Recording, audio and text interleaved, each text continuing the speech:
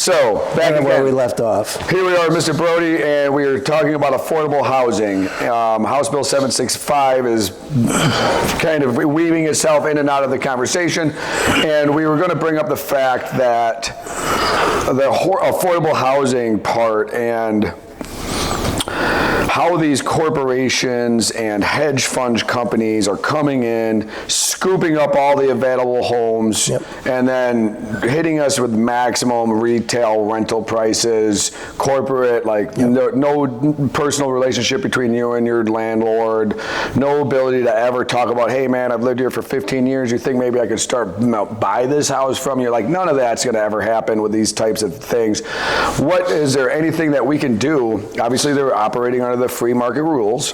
Is there anything we can do to handcuff them a little bit? Well, I think the free market will solve the free market. They are working under the free market. There's nothing to stop them. They're a legal business. They do everything above board, and they buy these houses and rent them. But you need to ask yourself why. Why does that model work? That model was never available before. I don't remember a single time in all years I've been building that anybody ever used that model of buying a house at retail. Now, there are people who tried to buy it for less than retail, obviously, but those are general investors and stuff, but nobody has ever done that. Why does that model work? And I had a chance to think about this a bit, and it works because, like you said, they can charge maximum rents because there's no competition. And the reason there's no competition is because local government is restricting the supply. There's a huge demand, there's a restricted supply, which means that the price is going up. As long as local government ties the hands of the free market, you will always see these folks saying, yeah, you think BlackRock, do you think in their corporate boardroom they're going, yeah, maybe we should get the free market to work on local government? No, they want local government not to approve anything because they're in control. If the local government allows the free market to build the supply so there's competition, you can bet that they're going to turn around and say, all right, guys, it's changed. Dump these things. Sell them off in the market, and we're out of here. But as long as local government decides to control the market, then these companies are going to keep on buying the stuff. Well, the problem is, and you can't put legislation to say, no, you can't do that, because obviously you're going to get sued and you're going to lose. What about the fact that men like myself and other working class people that maybe aren't just starting off like I was back in the late 90s, I want to elect people that are trying to stifle this growth that we've been into. Like, that's why you're running into these problems, because that's who the people are electing. Like, I'm electing. Okay, let's go to that, but I'll let you finish. You go finish. Well, that's where this crossroads is happening. It's like, we want growth, and then the people are like, no, we don't. We're good with that. Like, in this area. That's an interesting concept, and I've had a chance to think about it because I started out where everybody wanted the growth because we were so far in the dumps. Right, I get it. And now, good job. Done. And I sometimes refer to it as we are the victims of our own prosperity. Amen. And so now we're ended up with dealing with issues that we've got this growth. North Carolina is going to continue to grow unless we reverse it. And so I sometimes go back to people who would say something like that and say, well, what is it do you want us to do? Do you want us to stop the growth? What prompted the growth? We were the highest taxed state in the Southeast at 7.75% on income tax. Now we're just around 3.5%. Do you want us to go back to 7.75%? Do you want us to stop? We've reduced corporate tax. Now, corporate tax, some people say, why do you do that? Well, corporate tax, they don't pay it. I mean, they physically write the check, but they always add it on to the cost of their goods and services. It's like a tariff. So you're paying a value-added tax on that. Mm-hmm. But we've reduced that so we can encourage corporate headquarters to come here. And you know, I would like to see the growth to continue. I just, and I know this is organically. Yeah. I don't want to pay to play. You know, and maybe then my county fails. Maybe all the other counties get rich and filled with people, and my county fails because I'm not willing to pay you to come. You know, that's the free market also. That's freedom, is you decide your own fate. Right. And if that's the way you, Well, we won't have any if empty you go to a buildings. no growth, at some point, if Cabarrus County said, we're not going to grow anymore, we don't want any more businesses, we don't want any industry, we don't want to build any more houses. We don't want to pay any more to come. There's a difference. Well, but you're still going to bring workers here, and workers are going to have housing, so you got to stop that. What is it you want us to do to slow that down? Some say, well, why don't we just slow it down a bit and let the infrastructure catch up? It sounds pretty darn logical. The problem is the infrastructure is paid for by the growth. Right. There is a growth bump. I can follow that. Yeah, there's a growth bump every time you build a house. Now, I did trying to do some math on my house when I used to build a while back, and for a $400,000 house, I mean, the taxes would come in at about $4,000 or something like that. This is what I built out in the town of Waxhaw. That's property taxes, but that they get, and they have no increase in expense up until a certain point where enough of them come in where you have to add on maybe another firefighter, another police officer with a car, or maybe another administrator, but they just keep on getting it. That's where all the goodies in local government gets paid for from all this. And so why don't we stop? And the roads, that's done by the gas tax. North Carolina is 100% funded by gas tax. Half the gas tax is 40 cents a gallon. Half goes to maintenance and repair, and I get enough complaints about fixing potholes, but that's where we're supposed to have fund in that. And the other half goes for development of new roads, et cetera. So I meant to look at Cabarrus County's projected new roads, and I saw it come up here, Highway 3. It looks like they're going to be doing something along the way there because they're clearing a lot of stuff. Union County has the same thing, but those projections aren't until 2027. That means that doesn't mean that the money's there. It says that means that 20 cents a gallon in 2027, when it comes around, it'll be allocated to that. So I say to folks, please be the first one on your block to raise your hand to double the gas tax. We'll raise another $4 billion. Well, if Trump could get it down $1, then I can pay a little more tax. Yeah. I mean, I'm not advocating that. I'm just saying it's happening right now. Let's play around. We want to stop the growth. People come here, business come here for. We don't want to stop the growth. You got to keep saying that. We just don't want to pay for it. Well, but you can't have both. Yeah, you can. I believe you can. I believe people will still come to Cabarrus County regardless. I know people are. Like the whole, and I don't want to, this was not supposed to be a total thing about corporate welfare, but David Tepper is going to buy the Panthers whether or not the city is going to give them money for a rebuild or not. You know, is he going to threaten to take them somewhere else? Maybe, and maybe he would, but at some point the people have to say enough is enough. I'm not giving you any more. Well, I mean, I agree with you. When there's got to be limits. When we first got here, remember when we first got here, there was the big referendum on McCrory had it. He wanted a certain amount of money for the Panther Stadium, and then there were a bunch of other things, and they all got rejected, but he did it anyways. I mean, I oppose that, and I don't want to subsidize sports things, but there's the most wealthy man in NFL, and we're if he moves, well, you know, then he moves. But there are a lot of businesses that would be upset downtown that get money from. And there's a lot of businesses that have a lot of influence that will turn around and say, well, maybe we should do this. I would like to just see it to where it's more of a free market, and I don't think paying people to come is free market. Like that totally distorts. I register that. Okay, I hear what you're saying, and I register that. How does Eli Lilly get how do I go fairly? about doing that? What kind of concrete steps would Mark have to take, as well as convince all the other legislators to say, all right, there's a consensus that we don't want to bring in, we don't want to subsidize with the what's called JDIG and some of those others, subsidize these businesses. If they want to come in, they want to come in, and that's fine.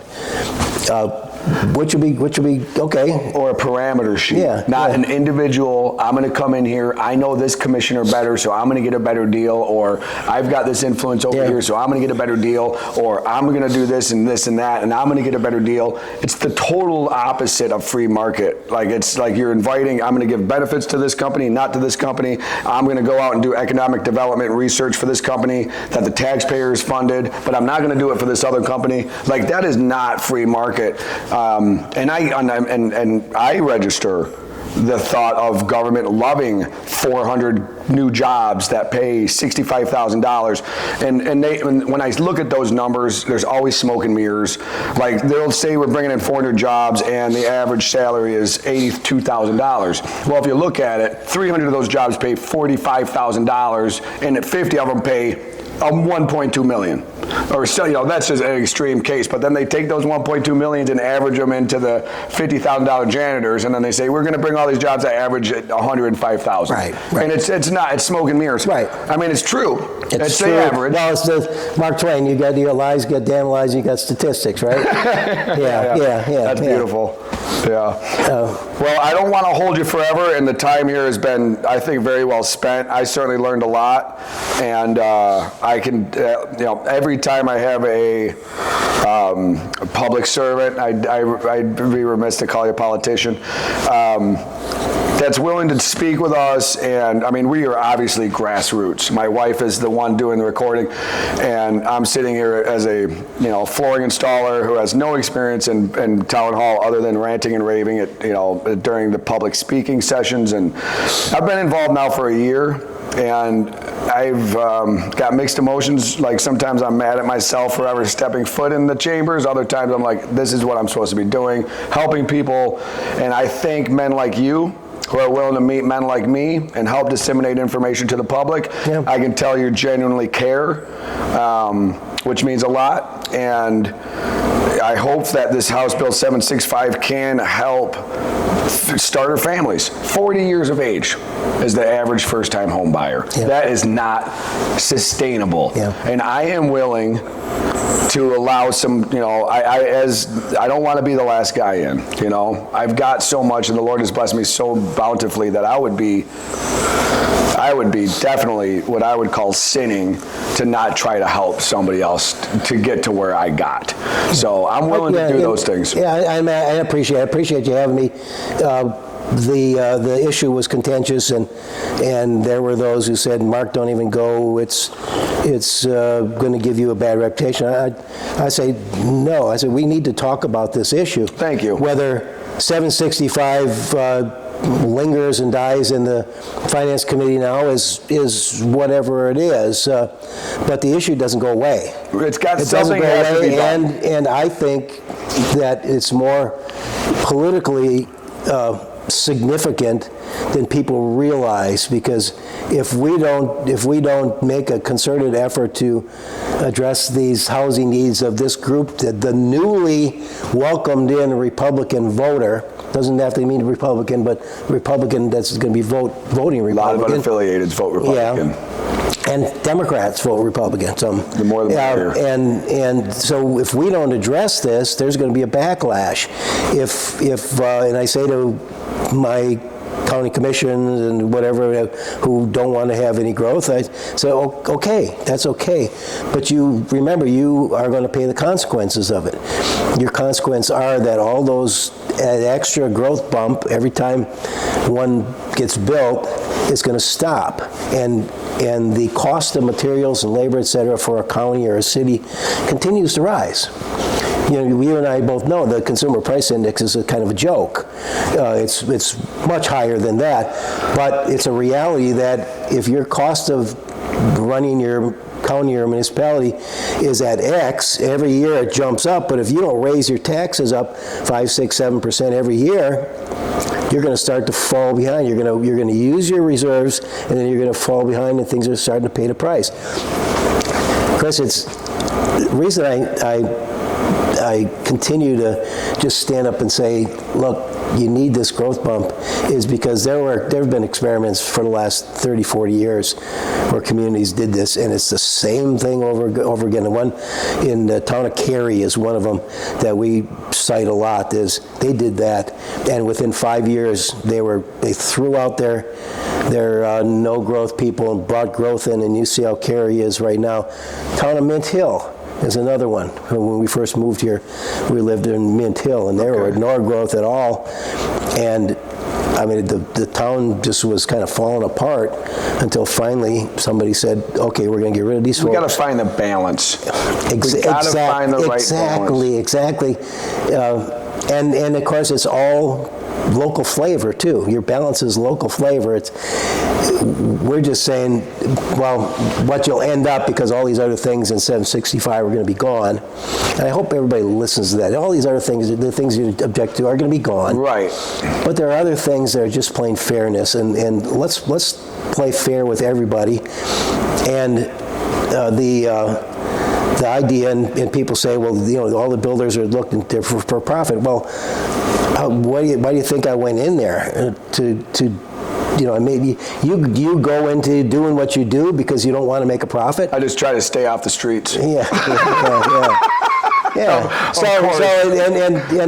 If building was so profitable, why doesn't everybody do it? It's not any more profitable than any place else. In fact, it's got a whole bunch of risks. No, obviously. But anyways, local flavor. That's okay. Just prepared if you want to take the bold step of saying, stop, I don't want it anymore. Well, be ready to pay the price, and don't come to me and say, gee whiz. I don't want to stop growth. I want to slow down the equations and talking to companies about, this is how much I'm bringing to your community, and I want this much back. That can be solved. That's got it. That fight right there only ends up costing me. The builder has to, and you just said it, the builder is going to pass all these costs down to the person buying the lot. Well, you do. Same like your cost of your installing flooring, your glue or your nails or whatever, you put it into the cost of we grossed more, and we have, again, blessings from the Lord just continue to shine, but we grossed more every year. I've been in business now almost 30 years, well over 25, and we grossed more, but we netted less for the first time in a long time. I think the last 2 years. Yeah. So I'm not quite keeping up with the cost of the adhesives and things going up. And it's hard to raise prices. You're right, because you're looking at these people and you have relationships with them, and they're builders. Like you might know some of the builders I work for. Dwight and Wesley Hunter. Do you know Hunter Homes out in Waxhaw? Yeah. Great people. One of my favorite people to work for. Build excellent high-end homes. But they'll leave you. Some are pretty loyal, but others they'll leave you if you raise. Oh right. You raise 1%. They'll say, sorry, we can't use you anymore. They're loyal, but only to a point. I mean, they've got to make money. Yeah. You know, they can't pay me double what somebody else would charge. Right. So, you know, it's all relative. But again, what I'm trying to get to the point is the builders and the government are in this back and forth, and the taxpayers down here getting the you know, we got to pay that. The more the builder demands, the more the government demands from the builder, the more the consumer pays for the home. So I'm with you. You know, all this registers. Exactly. It's just so much moving parts and so many different people and so many. You know, it's got to take time. Let me give you an example what the kind of legislation I generally do, and you might be familiar with this. A developer develops a subdivision, and the city, let's call it the city. The city says, I want high back curbs. You know what high back curbs are? I do. You know every time you get close with your car, I don't like them. How you scrape on the side of them? We want high back curbs because they look nice.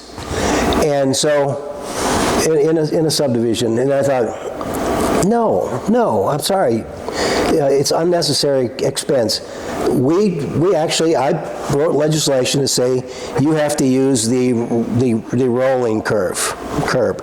And why did I do that? And people just were amazed because they'd never paid any attention.